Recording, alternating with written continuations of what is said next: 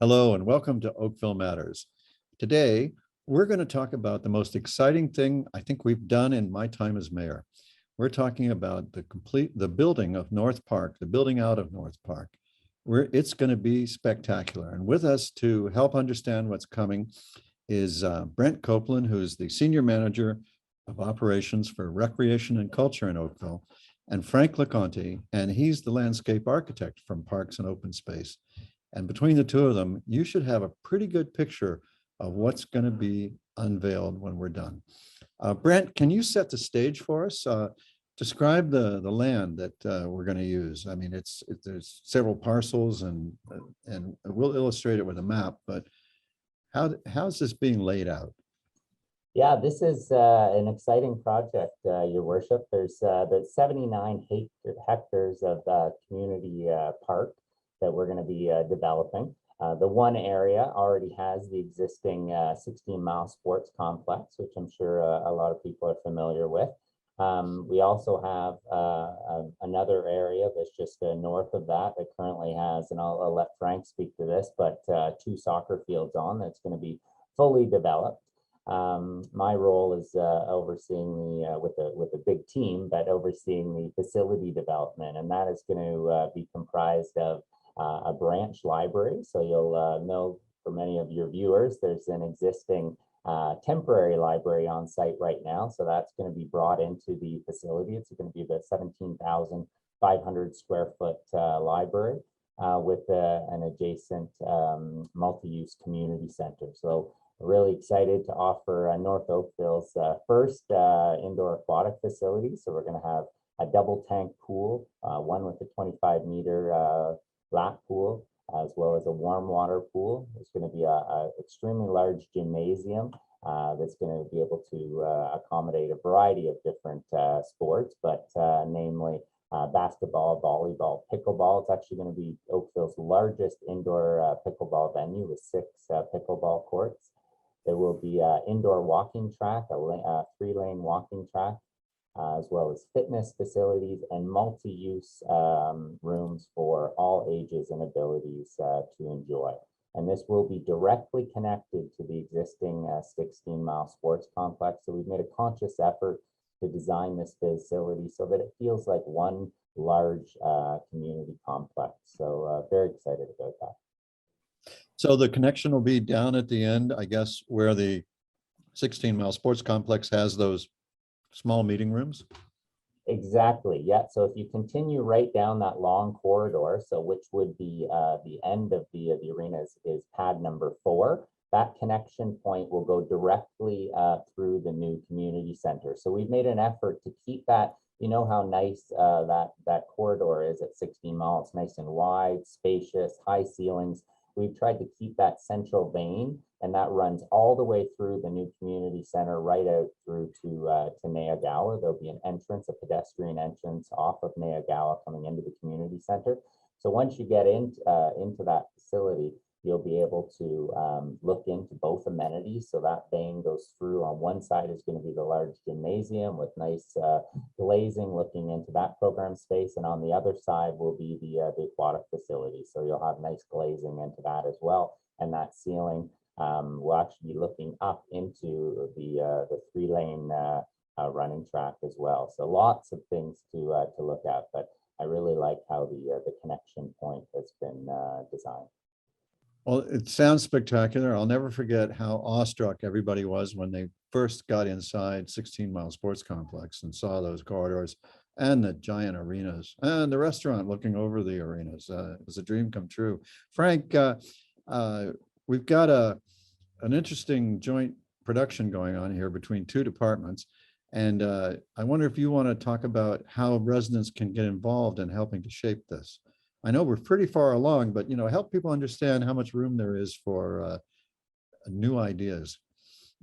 No, that's great. I'd be happy to talk about how our groups are working together and how the public can get involved in providing some very valuable input and feedback in the project. So as we mentioned, the planning and implementation of North Park couldn't really be a success with collaborative efforts of many departments, in particular recreation and culture, libraries, facilities and construction management, and parks and open space. And we know it's a town-wide initiative. We're working with almost every department within the town. We're consulting planning services, urban design, forestry, development engineering, and transit. And it's only with their input that we're able to develop these plans to ensure the well-being of the town's residents and improving their overall quality of life. So we did have our first public information session on March 22nd.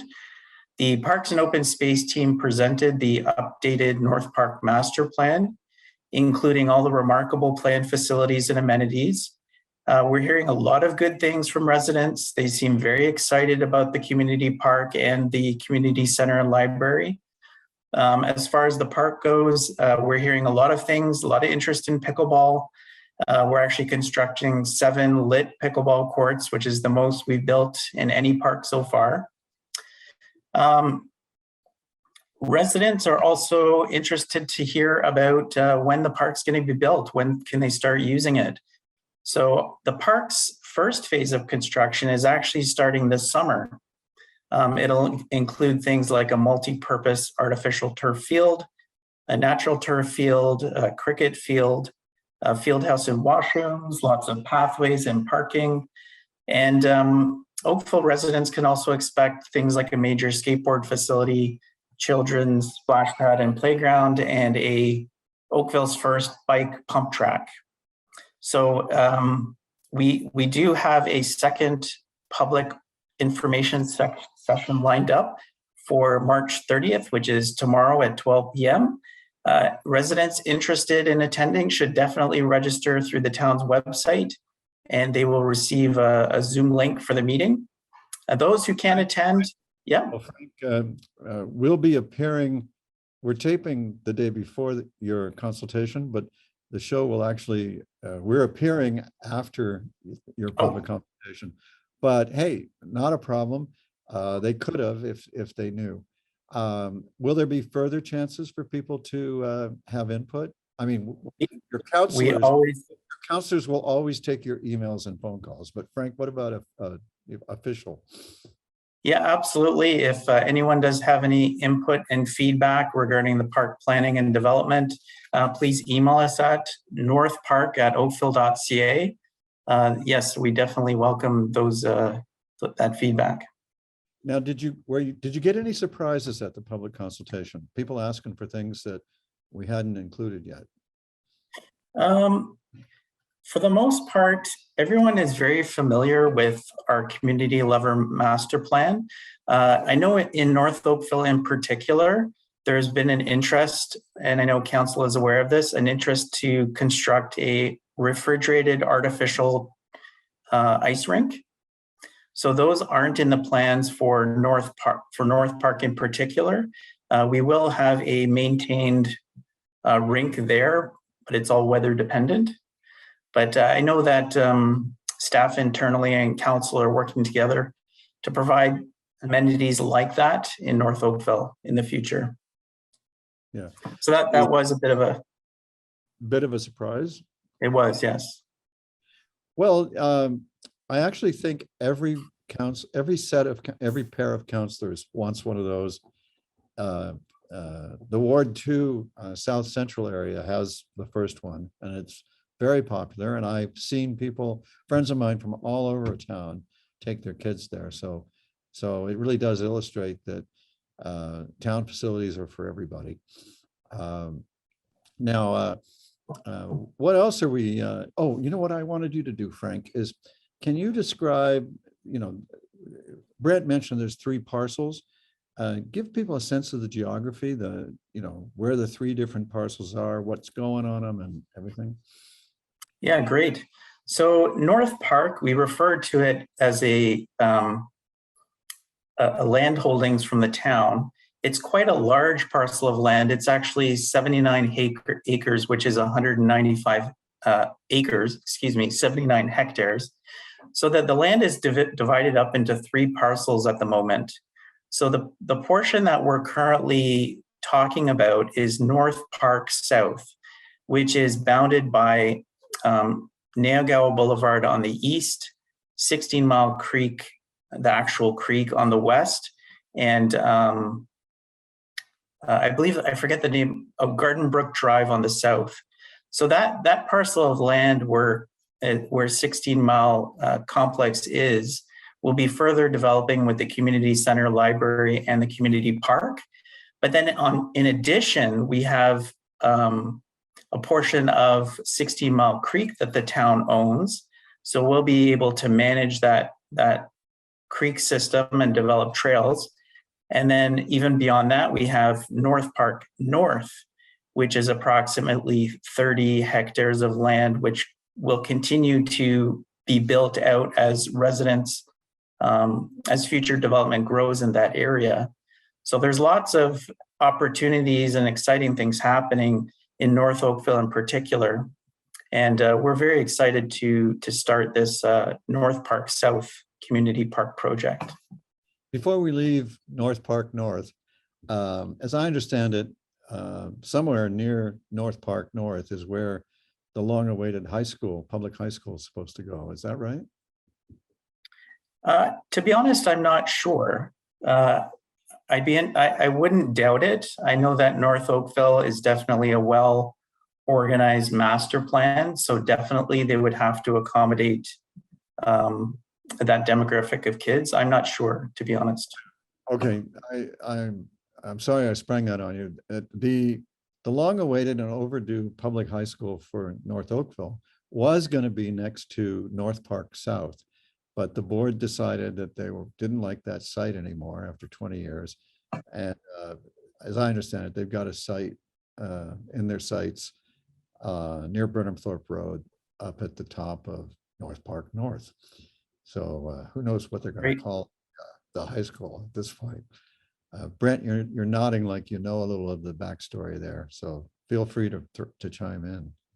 No, I like yourself, your worship. I understood that they were looking at that site directly kind of to the south of 16 Mile Sports Complex. And I think there would have been, synergies there, like there are with many of our community centers that are adjacent to high schools. But I think there was several, things with that property that perhaps didn't work with their design, and that's what I think made them look for another site location. But we do like to have them, usually a high school has fields, and it's convenient for us since we operate them or I think we still do, so that, their fields are next to our fields, and there's spillover possible, and cooperation. And cooperation is a good thing in Halton, right? Absolutely. No, it really, that leads to that community partnerships. And like many of our high schools adjacent to the community centers, we do some, different programs, and a lot of the students come over to use the amenities, after school or joint co-op placements and that sort of thing. So we've had a great relationship with both school boards. Now, we were really proud of ourselves when we opened 16 Mile Sports Complex because of these little features, like, it's as green a building as we could make at the time. And I was super chuffed about the fact that the seats are heated with the waste heat from the compressors. I just always thought that was the coolest thing. If you've been to the older arenas, people who've spent time in our old arenas will remember the electric heat grids up over your head, blasting down on you. And one of them in particular, I'm looking at you, Ken Oak, no matter how much you ran it, it was always cold. I used to think it was the coldest place on the planet. Yeah, there's several arenas, like that around the town. Glen Abbey Green is another one that is primarily, all the walls kind of face exterior. They don't have any interior walls, so it's a little chilly in there for the fans. But no, we've been very fortunate, very lucky with 16 Mile Sports Complex and having the Simcoe EcoChill system there.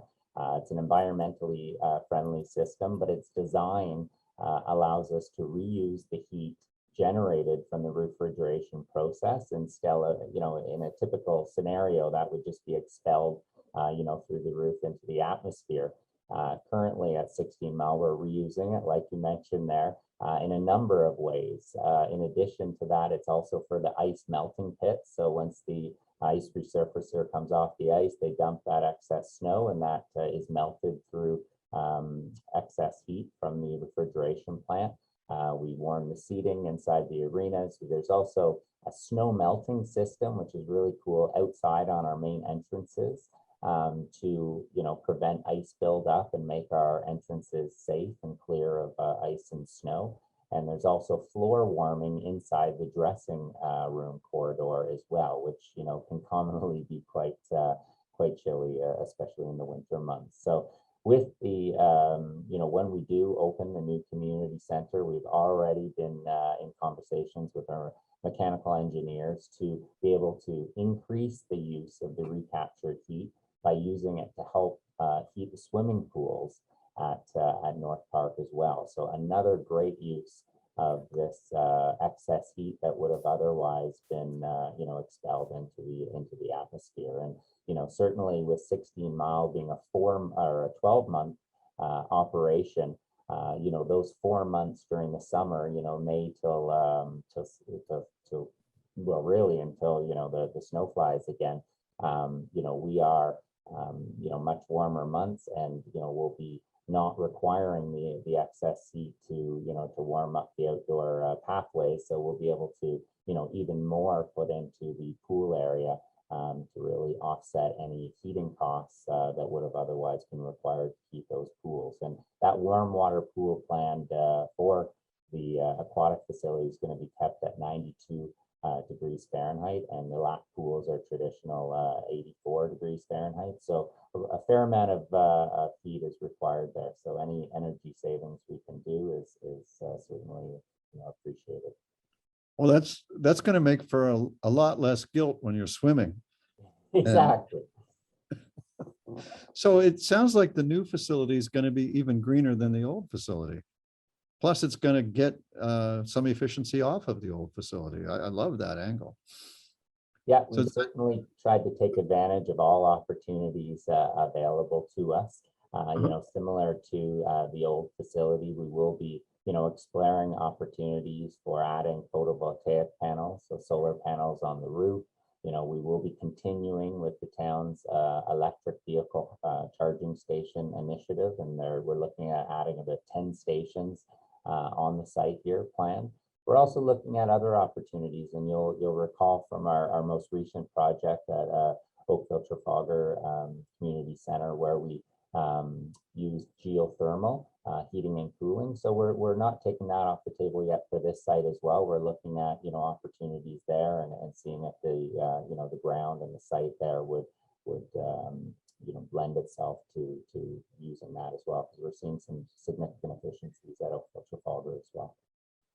Yeah, geothermal is really catching on. I was at an opening the other day of a 5-tower development up Trafalgar, where 5 major towers worth of units are going to be heated and cooled by geothermal. And what a great story for fighting climate change. It's pretty incredible, right? And for the for most of the community, they wouldn't even know that it exists, right? Like at Oakville Trafalgar, the geofield is underneath what is the park at the north side of the community center. So buried deep in the ground are all these lines that run back and forth and capture the warmer temperatures in the winter, and in the summer months it's capturing that cooler temperature to offset our heating and cooling within the facility. So great initiative. So guys, I know that there's always this ongoing issue with it seems like every other house has at least one dog. In my neighborhood, there might be every other house has 2 dogs. It feels like some days. Leash-free areas, what's the story? Are we going to lose our leash-free area in North Park South, or what's going to happen? So we're not going to lose. Our goal has always been not to lose anything. The dog park will remain in its current location for at least another year and a half. At which point it will be relocated just to the north part of this park. So closer to, there's a regional pumping station closer to that area of the park. And the reason why we're doing that is it opens up the opportunity to build multiple courts. So sand volleyball, tennis, pickleball. So where the current dog park is, we'll be building that courts area. So we're not losing anything, it'll just be relocated. Well, and the outdoor court sounds volleyball. Sounds wonderful. Now, Yep.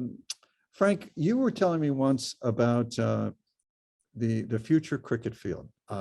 I've been lobbied about a cricket field and the need for one for 16 years. And we've been making do with this sort of hashed together pseudo cricket field at Glen Ashton for many years. And it's got a lot of drawbacks. How good of a cricket field exactly are we designing? We have been working very closely with the cricket club, and this will be a very robust cricket field. It'll be a full-size cricket field. It takes up the space of 2 soccer fields. So it's a dedicated facility at North Park. It'll have a artificial turf cricket wicket, a practice batting and pitching cage, batter's eyes. It'll be fully irrigated. We're very committed to developing these types of facilities in Oakville and in particular at North Park. Well, what you just described makes me wonder if this isn't going to be the best cricket field ever built anywhere. I hope so. That's what we're shooting for. All right. So I guess that'll be followed by requests for more. Thanks for the snack. Let's have another. If land becomes available and it becomes a very popular sport, I'm sure there's more to come. Well, over further west along William Halton Parkway, or just above William Halton Parkway, over in the hospital area, don't we have some more land waiting to become a park? Are you referring to North Park North? I'm not familiar with that portion. Oh, I'm sorry if I'm stumping you. Just west of the hospital and north, we have like something like 100 acres, which I think we have to have a road built to get to it yet. So it's gonna be a while before we can open it up. But as I understand it, there's even more room for playing fields there. And maybe it's unfair of me to ask you guys about that because that's a little further in the distance. That's not on your work order right now, I imagine. That's correct. So, but by the time you get this thing done, you'll be in hot demand to do that one. So, what else do you want to say about these facilities? You haven't really talked about how you talked about how this year some of them will start. Talk about the rest of the schedule for as we open these up. Yeah, Brent, would you be interested in providing a schedule for the community center and library? Yeah, absolutely, Frank. Thank you. So we're right now we're just finishing detailed design, and the next stage we're kind of currently in is doing a costing exercise. So we're getting our class permit in order for council presentation and approval. Once, hopefully, if endorsed, we'll be going then to tender for our for the construction and the building of the facility. So I would anticipate, us breaking ground either, late in 2022 or early 2023. It's likely going to be more 2023. In a typical construction schedule for this size of facility, I would foresee the building likely being open in late 2024. Now, I'll just put a caveat on that, as I'm sure you're aware, COVID has really put a strain on construction in terms of product delay, material delay, even labor shortages. So, we're really hoping to have this great facility open in, say, fall of 2024. Well, maybe Yeah. we can get gangs of volunteer residents to help, to pass out shovels and hard hats. I That sounds great. volunteer to start the groundbreaking tomorrow. We have a Sounds shovel good. for you. Yeah, and Right. then just briefly about the park project. As I mentioned, we're starting construction this summer, and we're really hopeful to have our first phase of the project completed by next summer. So again, those multi-purpose fields, the artificial and natural turf, skateboard facility, splash pad playground, all that great stuff we're hoping to have opened by next summer. All right. Well, it certainly gives us something to look forward to. I know that as North Oakville has filled up, and it looks to my eye like it's like half full now, people have been wondering, where's my stuff? Want my community center? And it's great to be able to share all this news, and to remind people that we're still accepting suggestions. There is this little detail about the longer you spend coming up with suggestions, the longer it is till you get something done. I had a funny conversation with former Mayor Harry Barrett once, RIP. He told me that the town's Centennial Project was opened in 1977, but the centennial year was 1967. And I said, how come it took 10 years? And he said, very funny man, he said, well, in Oakville, we like to discuss a thing real good before we do it. A 10-year discussion is probably, I'm sure we're not going to have a 10-year discussion now. We're going to get her done for this project. So I want to thank everybody for watching, and Frank and Brent, thank you so much for all the information that you brought. I'm really looking forward to this. See you next time.